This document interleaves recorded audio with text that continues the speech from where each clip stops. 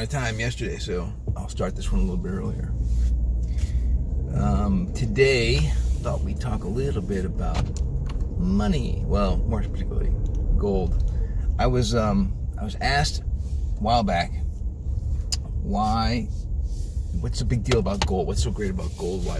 Why do nations consider gold the standard, and used to be the backing of our money? It's not the backing of anybody's money anymore. But like, what's a big deal about gold? Well, kind of a armchair studier of, I don't know, I always fascinated by money, like the idea of like we have a national debt and everything seemed weird to me as a kid, because I thought like, well, we print our own money, why do we have, who are we indebted to?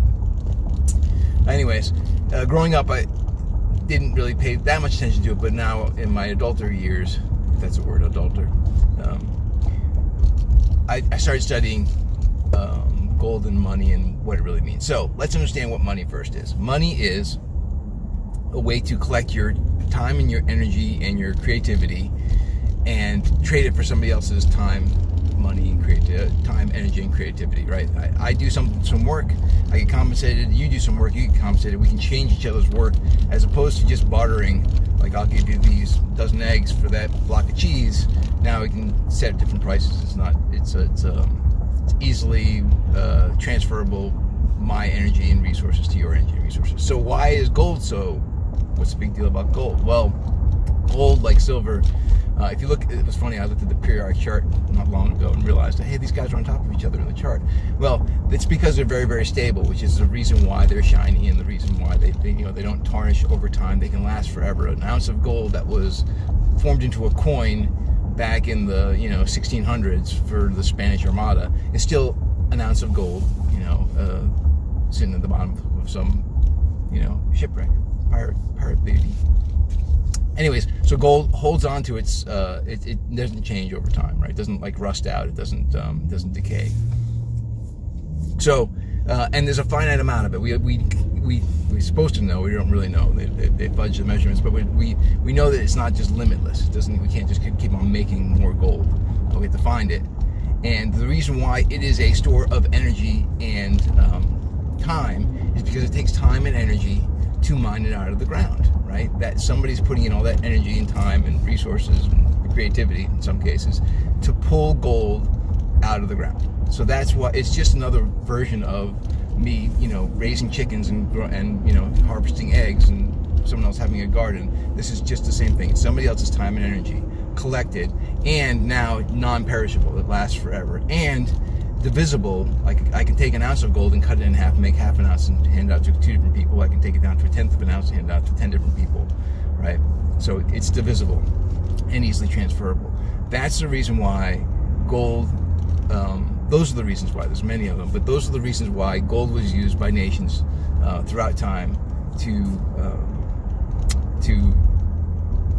back up their money supply. Now, fast forward to these days. Understand that there's a difference between money and currency, and I'm not going to be the best. I'm not the most eloquent. I'm not going to give you the best explanation. I'm inside of the cab of a pickup truck, so don't expect it to be like any kind of university level, thesis.